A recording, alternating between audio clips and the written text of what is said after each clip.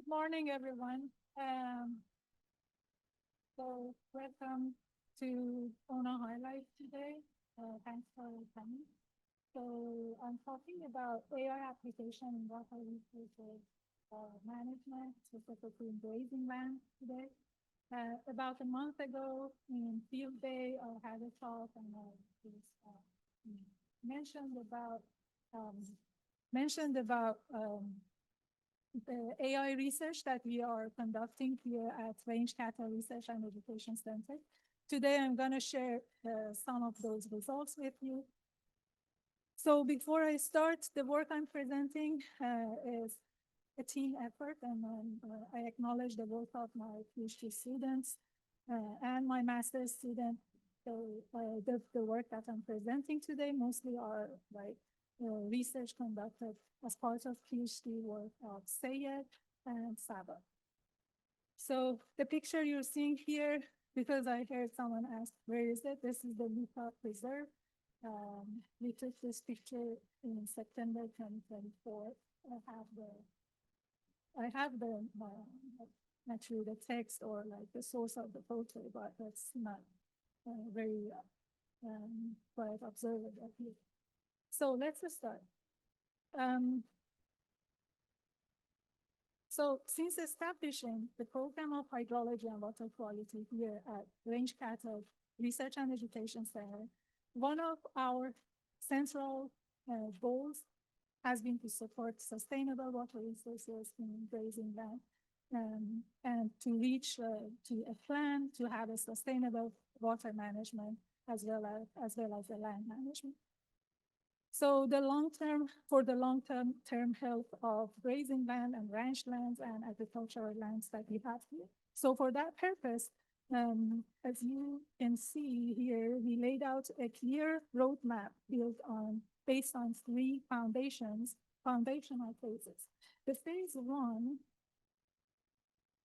was to establish a robust monitoring and instrumentation network here in Florida. Specifically, we start from our area, Peace River, watershed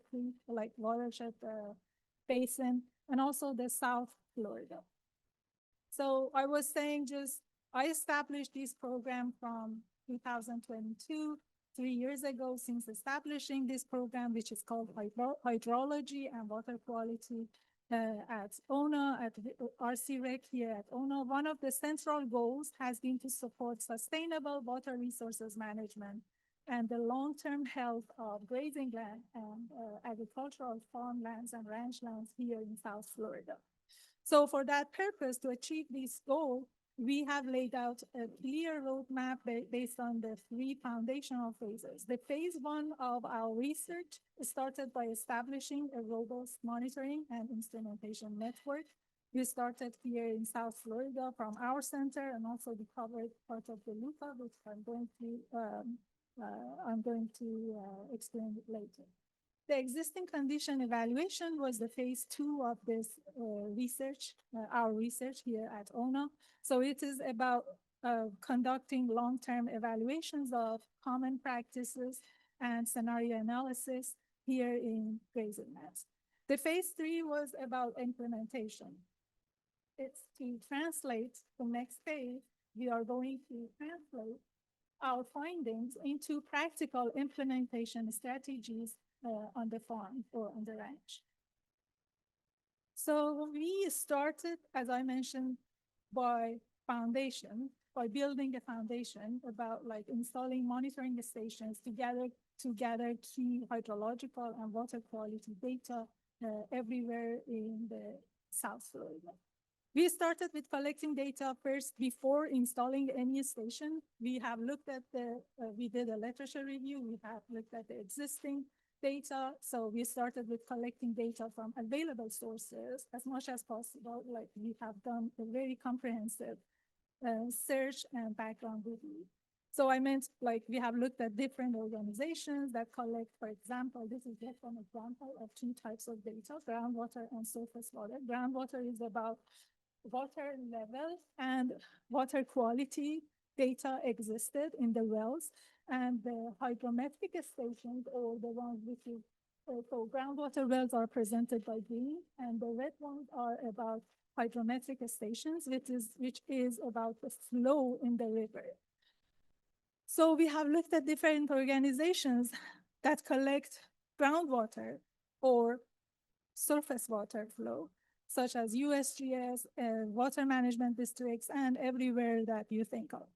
So by looking at those stations and data, we see that despite the general idea that there are, like, these are very basic data and available everywhere, we had a huge gap. So if you look at the map, you can see, like, this has been screened for the long-term data. Of course, some areas we have some, we can add more stations, but it's only about like a year or 6 month data, which is not valid for the purpose of long-term evaluation.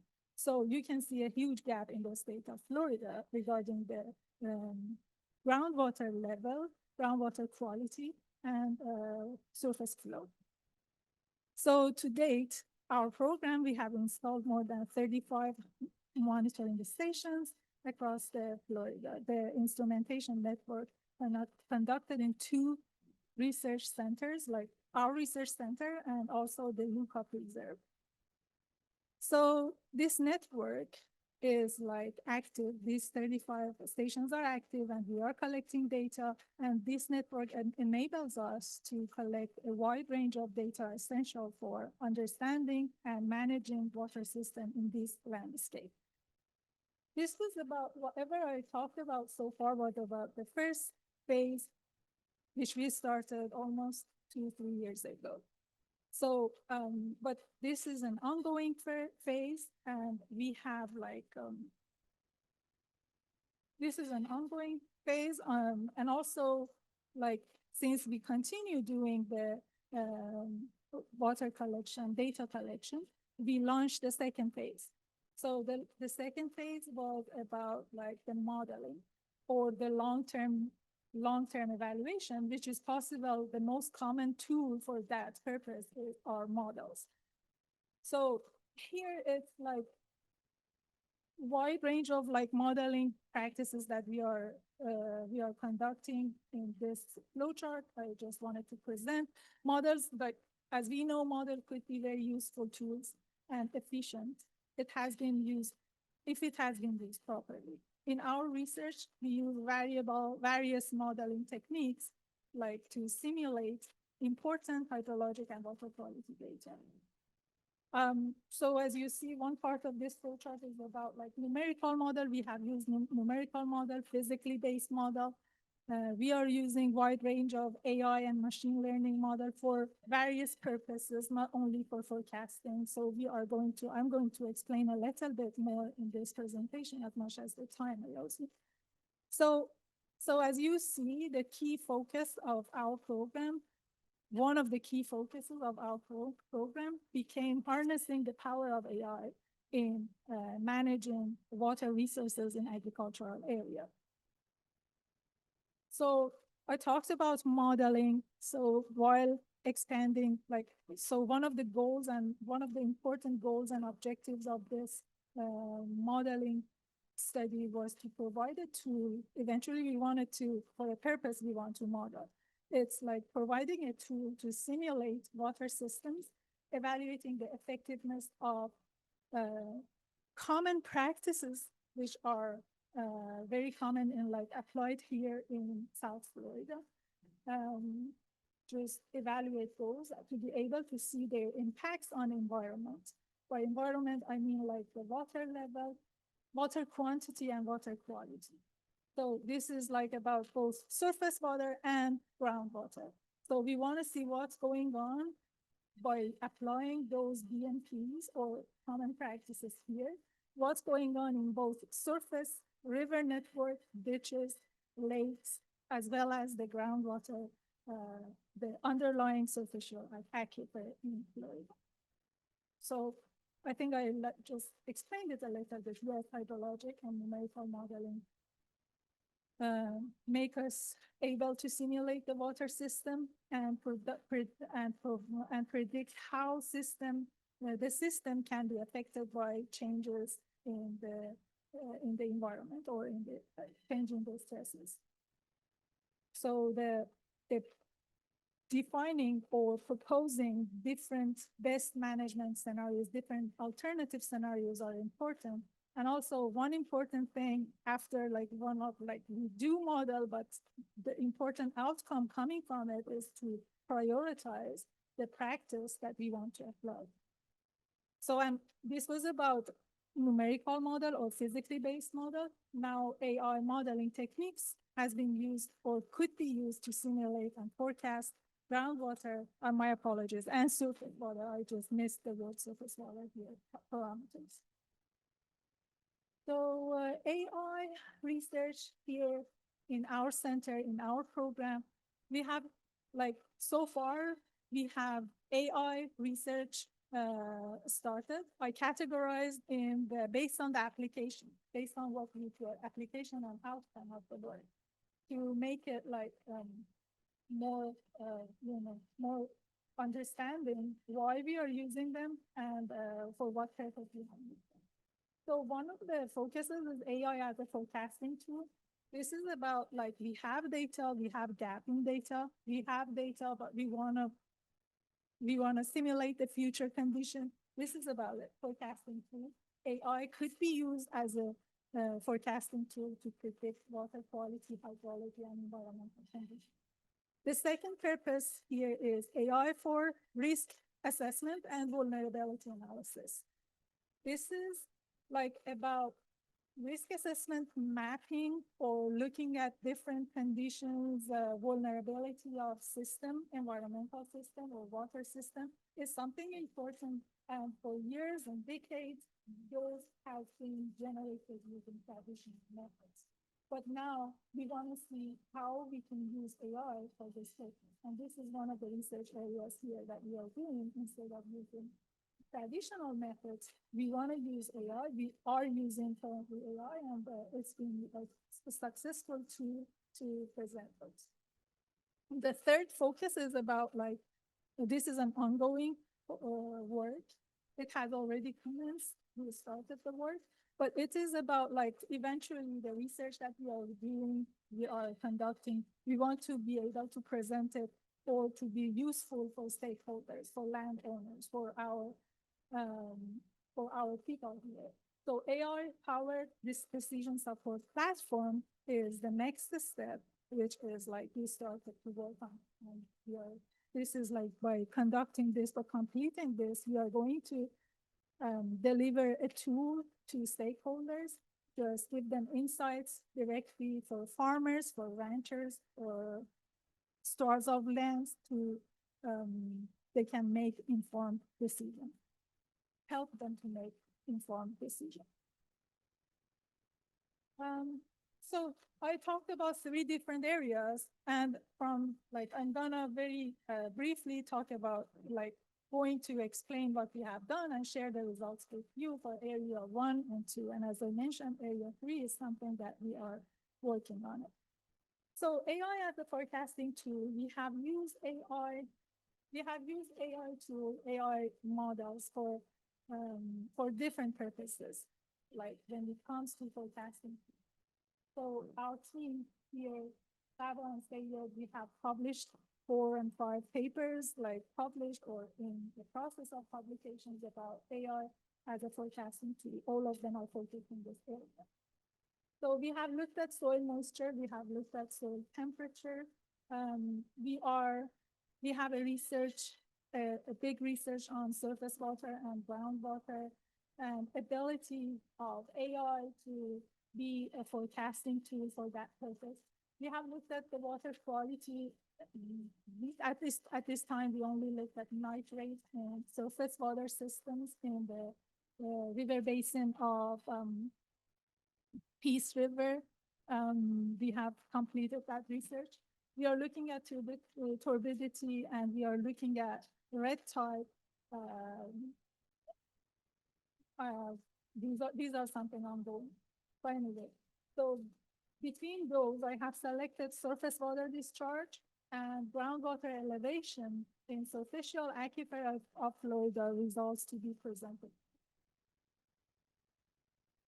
So this is the forecasting groundwater level and surface flow discharge in Florida. This is what we are talking about. As you see, and I mentioned before, we have used the data that are presented here in this map. Those are the screen data for long-term period.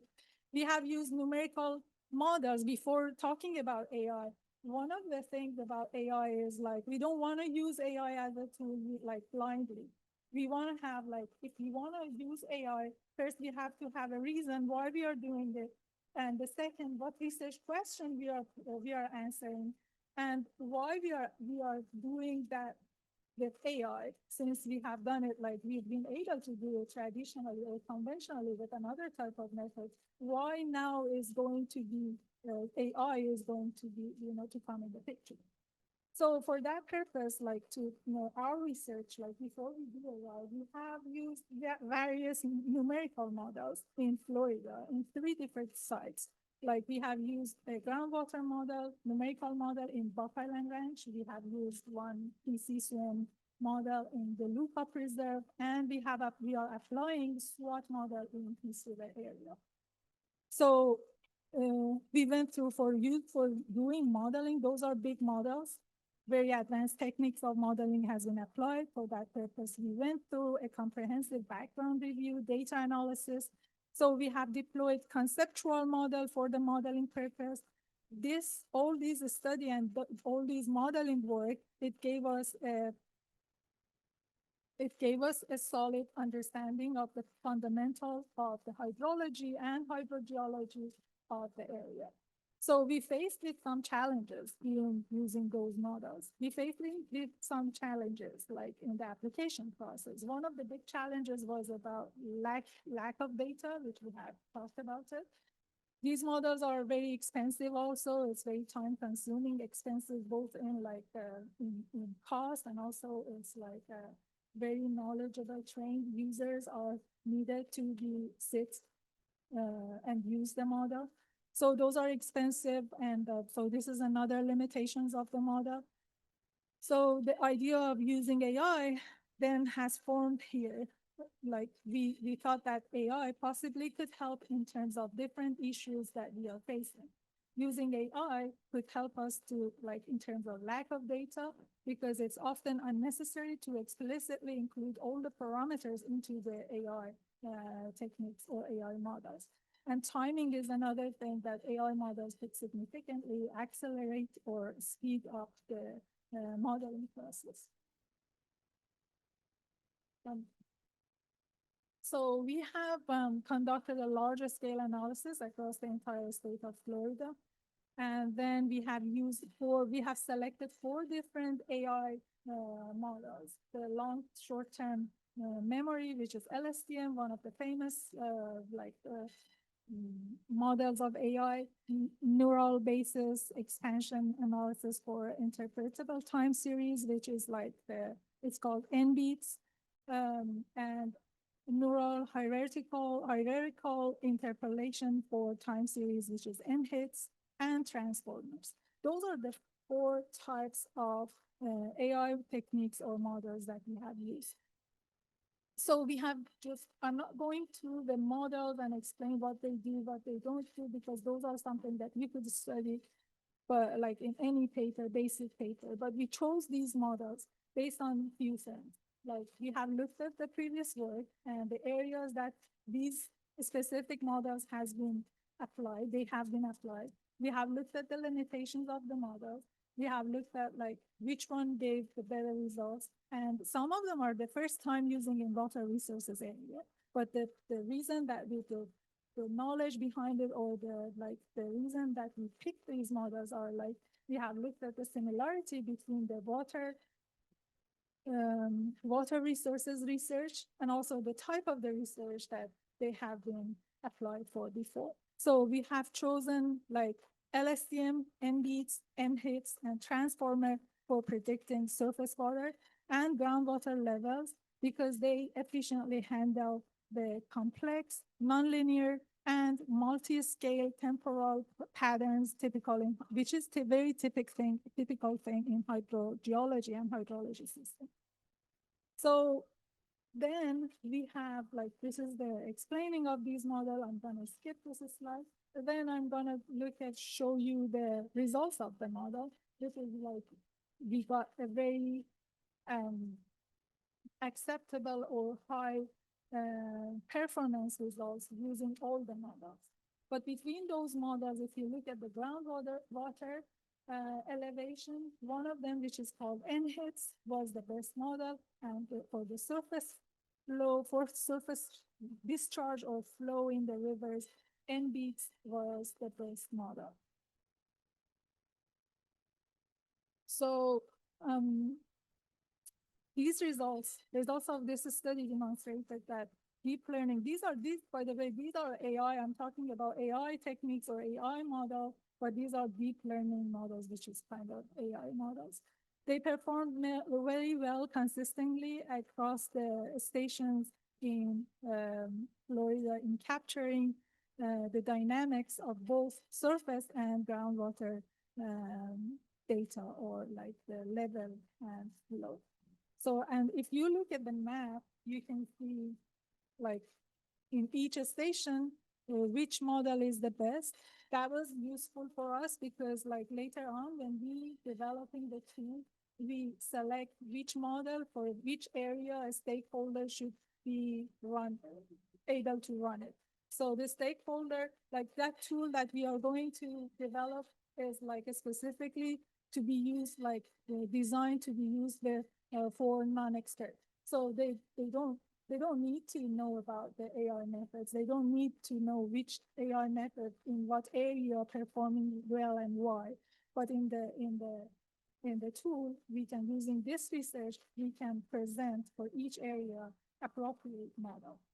So the graphs that you can see here for groundwater and surface water, it shows the observed versus simulation results of the best model. The one on the left is the surface water discharge result, which you can see the NBEATS, which was the best surface water model, is plotted versus the observed, and the one on the right side is the results for groundwater level. So this was about like simulating. We got the models to be able to simulate the results in an acceptable range, or like well performed. Then the next thing was that, so are we able to like use these models for forecasting purpose? As you can see, we have like, this is what the first stage of forecasting. This is another research that we are going to conduct about forecasting tool. But as you see, for the short-term period of about 2 years, we have used these models for forecasting. And like, because for that period, we still had data to compare, we've been able to analyze statistically the performance of the model. So the models are appropriate for forecasting, which is a very good thing, because then we can use this model for long-term forecasting, let's say about 100 years or something. So the second, this is number 2, AI as a risk assessment or susceptibility assessment tool. This was the second focus of our AI research. So the results of this work also is like under revision or under like preparation for publication. We have used AI model to generate or to develop different susceptibility mapping, such as flood susceptibility, groundwater vulnerability, drought susceptibility, and sinkhole susceptibility. And also red tide is like somewhere in this category, but I haven't listed here. So we have used AI for these purposes, or we are using the AI for these purposes, but the work that I'm presenting today in this presentation is about flood susceptibility, which is completed by Sayed, and we are in the process of publishing the work. So for this purpose, we use AI to generate the flood susceptibility map of the whole state of Florida, and for using explainable artificial intelligence technique, which is XAI. model. So flood susceptibility. So Florida is being historically, we all know that it's being historically susceptible to flood due to its unique geographical and weather conditions. This issue usually causes devastating financial thing and large financial losses and cost and large displacement of people. That's something that we all know about it. I'm not going to talk about that.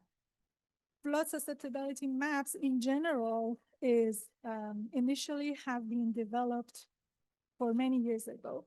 So the purpose was to identify and characterize potential flood-prone area based on the physical characteristics of the area. This is what flood susceptibility risk mapping is. So these maps could help to improve mitigation measures according to the specific conditions, and especially in Florida, which we have it like very common issue in Florida. So it's going to be very important to develop an accurate flood susceptibility mapping or update it. So flood susceptibility mapping methods, as I said, traditionally, this has been conducted for many years using various conventional methods that, like, we could call them hydrological method, hydrodynamics method, statistical method, or like something like multi-criteria decision analysis, also a common method of generating or developing flood susceptibility map. The design of flood map here has been enhanced through the use of hybrid machine learning and deep learning models. So this happened also a decade ago. Like, this is not also something new, using AI to generate the flood susceptibility mapping. Although these models achieved better accuracy, so when they have used it, like different methods of AI to generate the flood susceptibility mapping, the results was more accurate compared to conventional methods, but it was always not being very in favor of stakeholders, just because the nature of black box nature of the AI methods. That's why. While when traditional methods are used, we can go through the process and we can see which parameters are important, which one has more effect on the flood susceptibility mapping generation. But in AI, we didn't have that opportunity. But now in this study, what we did, we applied the explainable artificial intelligence called the XAI, which incorporates the Shapley additive explanation. That's a technique of like AI technique. So that model we have used. There are other models available too, but at the time we decided to use this one to interpret the outcomes of convolutional neural network model that we basically was the base AI model for us to generate the flood susceptibility method. So what we have done, we have used CNN method, which is one of the AI methods, to generate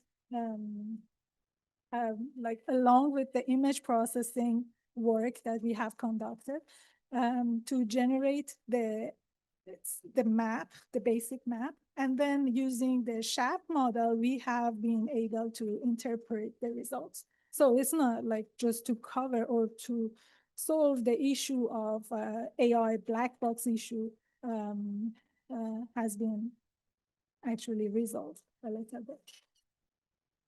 So the objective was to develop the accurate and interpretable flood susceptibility map for the state of Florida.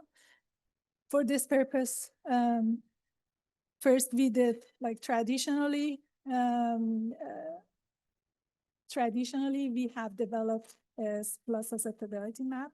And second, we used AI, which is CNN model, and ResNet, two AI methods we have used to generate the flood prone areas.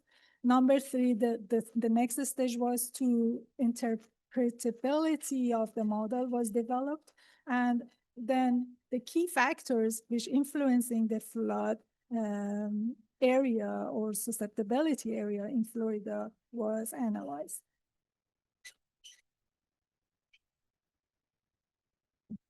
I think this script on here. Well, I talked about it, right? So for like, this is about like a traditional method. As I said, first, we have used the traditional method called AHP for um, uh, for predicting or generating the flood susceptibility mapping. So in these type of studies, which is index-based mapping, we need input data. The input data are images we can get from satellite, or we can have like the input data maps that are like in the form of JPEGs. So anyway, so we had 13 input data, which in the format of TIFF, which are the images that we have used for image processing work of this study. So these 13, like, I'm just showing 5 maps because like about like 6, 7 inputs are related to land use. Like we had used land cover, forest type, forest density, pasture, wetland drainage, topography, slope, and lithology, and the soil attributes, of course. So these are the parameters that we used as the input. And then using the traditional method, which is about weighing like the different, giving the weight to different factors, and it's a statistical method. It's called analytical hierarchy process. This is a traditional method scientists use to predict the flood susceptibility for a long time. So, and this is what we have generated. Say it generated this map, and this is like we have gone through this the statistical work to just look at that. So, look at the accuracy of the model, and I'm not showing all the statistical work, but this is the product of traditional method. And then the next step was to use AI. Again, we use the same 13 input data for the sake of comparison. So, my apology, I said 10 flood triggering, it should be 13. That's a mistype. So we have used the same input pictures or maps, and then in addition to those, for like AI work, we also needed to use the flood inventory map, which is the one here. Yeah, this one. This one, the last one that you can see in the left side is the flood inventory map. So the reason that we needed that, because for AI work, we need to train the model and then test the model. And that's something that we use as training our AI model. So data pre-processing was the big part of AI in the research here. So we did the data collection and formatting all the 13 geospatial parameters that we have used. And as I said, one flood inventory map was used for training and testing. So we made sure all the spatial resolutions are the same. That's also a big step in like data pre-processing, the coordinate system, file formatting, everything we made sure are unified. And spatial alignment and cropping has been done carefully based on the border of the state of Florida. And missing data has been gapped. The gap data has been filled actually normal. And their data normalization is a common stage in data pre-processing. We have taken that. Raster tiling, it's something that because it was a huge work and like geographically, it's the big extent. So we had to tile it into like and eventually instead of like each pixel of a map, we had 316,000, more than 316,000 tile per parameter. So, and then,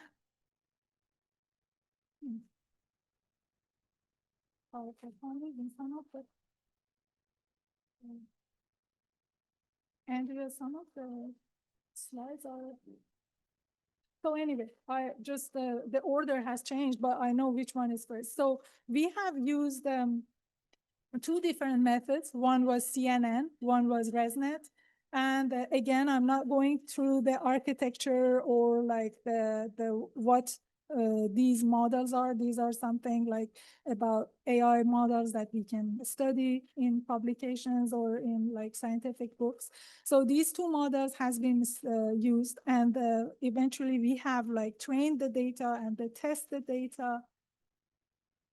So I'm going here. So then if you look at this flow chart, you can see all the input data. The next step was data pre-processing, which I explained it. And then 70% of the data, which was about that 316K tiles, has been used for training. 30% has been used for testing. And then the statistical methods has been used to make sure this model are trained well based on the flood inventory map. And then the two models of ResNet and CNN has been used for training and testing the data and predicting the flood area. And then after that, we had the map prepared or predicted. And then we use that map, we use SHAP algorithm to look at to interpret the importance of different factors. So this is I talked about, and this is the map that we have generated using AI method. This is using CNN model. This is the Florida susceptibility map developed by us. And then the next step was to compare them together. So if you look at the first map is the flood inventory map. This is based on the observations and based on what we got from the Florida Department of Environment. The second one is our model developed by us based on the second one is the conventional method model, which is again developed by us. This is like AHP method. The third one is the map developed by AI models. So, and if you look at the results, the second column show the performance of the AI is way more than conventional methods. So far, this was something we knew it. Like we knew that AI model are better alternative compared to traditional methods. But then what we did, we wanted to interpret the word. So XAI model is, or technique is something that we brought into the picture. So the one that we have used is Shapley additive explanation. This is a method based on game theory. It works based on game theory to explain individual predictions of each machine learning methods. So, and it breaks down the complex model decisions into understandable contribution from each feature. And it can tell us which one is the most important one. And how it works, if I want to give you a basic idea, SHAP calculates how much each feature contributes to the final product or final prediction.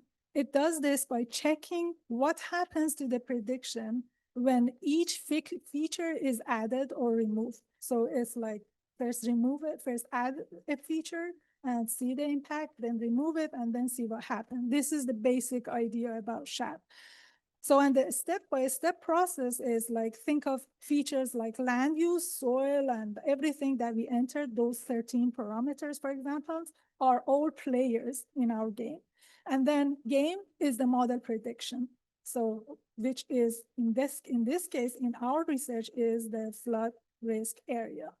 And then SHAP asks, if we include this feature, for example, soil, how much does it improve the prediction based on the inventory, flood inventory? That's how the SHAP technique works. So, so we used it, and then this is what we got. Usually when we use explainable models, it gives us two different type of explanation or interpretation. One is the summary, which I'm presenting here. And the other one is individual map, which I'm not presenting here because it's like individual about each pixel, which parameter, like if you look at Florida, for example, 3 million pixels, for each pixel, it shows us in this specific area or pixel, which parameter was the most important one. But here is the summary, and you can see based on the summary plot, we determined that drainage was the most important variable influencing flood susceptibility, whereas agriculture was the least important. So, and that makes sense. So this was something that, but the interpretability of the work is very long and like long chapter of the work. And it's like, we have like a lot, we can discuss about it forever, but this is something that I wanted to highlight for today's presentation.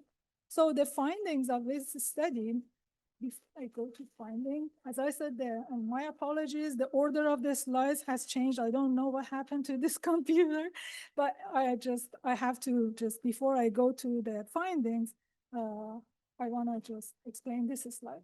Number 3, which is AI as a service, interactive AI platform. This is the purpose, like our last goal, or goal number 3.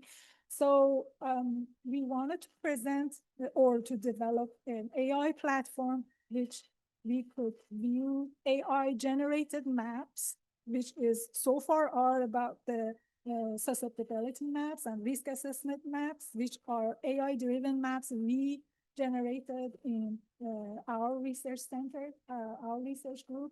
We want to view them and forecasting results for water, for soil, for climate, whatever basically we have done, we want to present them in the AI platform.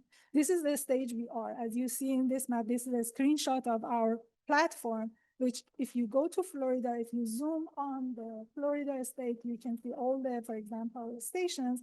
Wherever you click on it, you can get the data, you can get the results, and you can see, for example, oh, this area is most prone to flood. But the next step is to make the, to tailor the tailor the work based on the recommendations we get from stakeholders, from researchers, from different landowners. So this is another thing. And the last thing that we want to do is not the last thing, but the next step we want to do with AI platform is to make it usable for non-experts. So they get when non-expert person who is has no idea about the AI, about the model, to be able to run the models behind the platform by himself, by choosing different methods, and make it of course more convenient by adding natural language, be able to talk to it, to chat to it, like ChatGPT, for example. We chat things, and in this platform, eventually, hopefully, we are going to have that.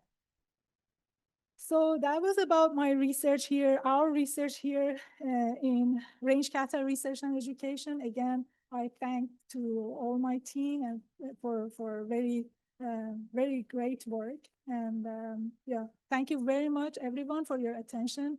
And I'm ready to take questions.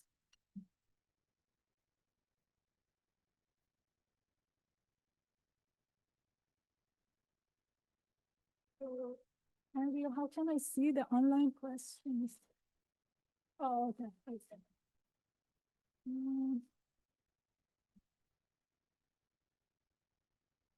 Sure.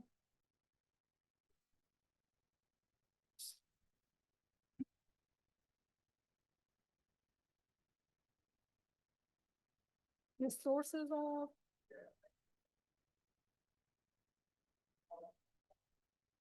Yeah, that's a good question. So just want to make sure I understood your question. Let's say we focus on nitrogen and then we do AI work. This is actually one of the works that my student completed, and we submitted for publication. We are about to publish the work. So this is we focus on nitrogen, let's say, and then we want to see what's the source of nitrogen. This is something that we are doing. So yes, we have different parameters, affecting parameters, like the agriculture, for example, the urban, the what else, for example, wastewater treatments, whatever sources that we have, we enter them as the inputs of our AI models. And then after predicting and simulating, and we get the results of nitrogen, what's going on, using the interpretable methods could help us to see which parameter, which source is important, but sources are as inputs to our AI work. to our AI model, those sources are the inputs. One input is, for example, agriculture, one input. And then we can explain or interpret or see which source was important, not only like, temporary, temporal, but also spatially, we can say which one is important. Yeah, we can rank them, sure. I'm just checking if I had any online question. I don't see any. Oh, I see on chat. No, there's no question. Yes.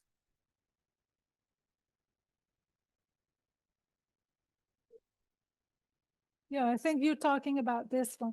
Yes, you see the difference, but this is like, yeah, the modeling work. When we do modeling, um, it's always about like performance of the model to be evaluated.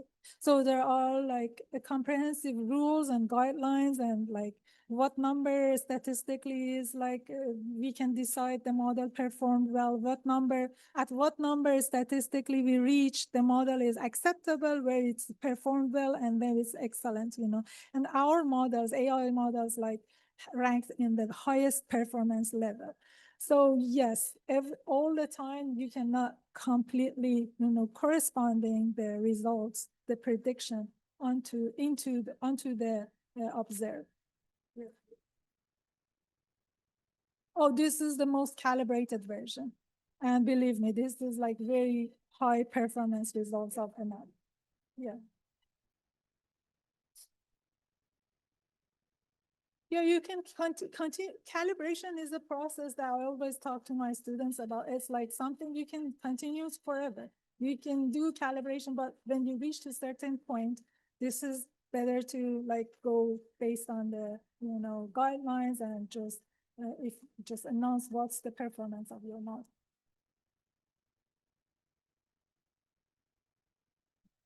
Pardon? So the gaps that, like, this is the long-term data that we have for this specific one research that we have done. So we selected the part that there is no gap because the sensitivity of the work, and we wanted to see if AI is a good tool or not. But usually, yes, there are many, like scenarios that, like many situations that you have like very so much gap in the data, but still modeling is your work, like the option. So in that term, like you use different techniques to gap filling, like, and most of them are statistically, all of them are statistically be able to fill the gap. First, the first step before doing the modeling is filling the gaps. You can do it statistically. You can do it by some new techniques are developed for filling the gaps, like, engage the stations, for example, using GIS. Again, AI could be used as a tool to fill the gaps. That's another application of AI. Yeah. Yes, say it.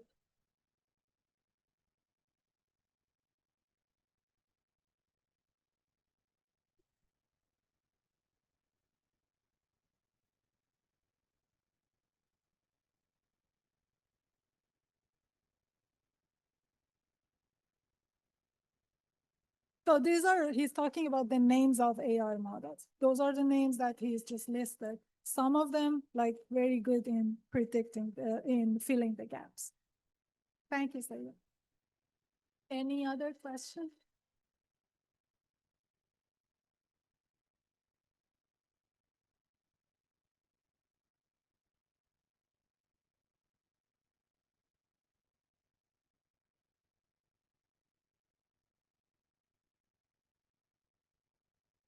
Oh, the flood susceptibility map is an index-based map. As you have, like, if you notice, it's based on the different factors of land use. This only about, like, it's not a time series. It's not temporal. It's about which area is most prone to flood. Sure. So I think there's no more question. Thank you very much again. Thank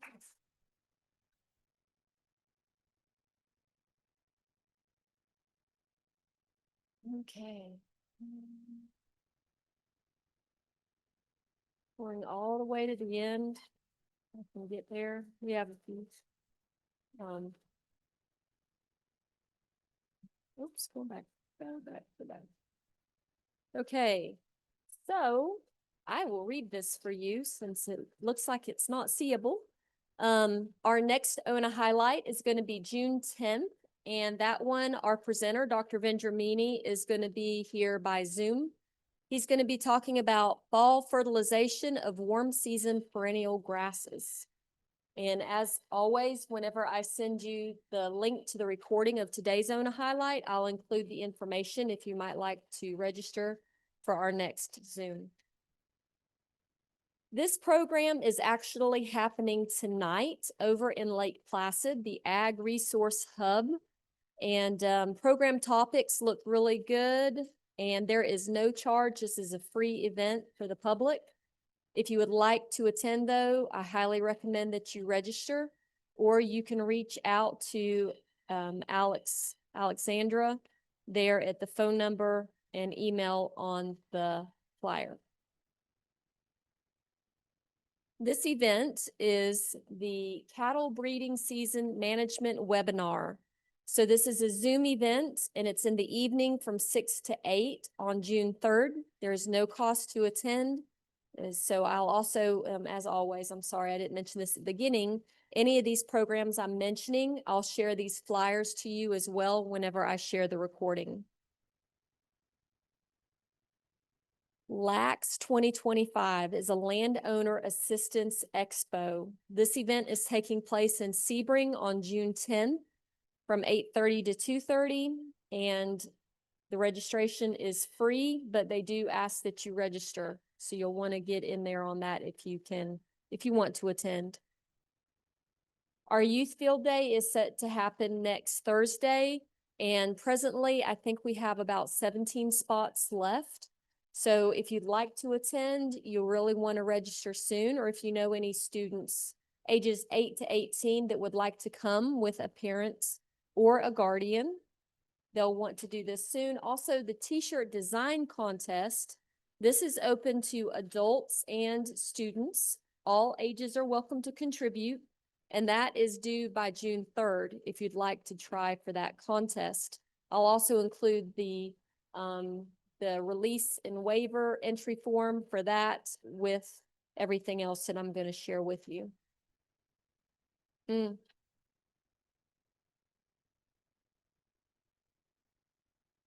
To register for Youth Field Day is $25. Yep. And so if you're not already doing so, we invite you to follow us on social media. We're on Facebook, Twitter, YouTube, and Instagram. And you can also check out our website for some great information. And if you do not receive our Friday e-news, send me an email at the email address you see on your screen, and I'll be happy to sign you up for that. So thank you again for joining us today, and we hope that you're able to come back and join us in June.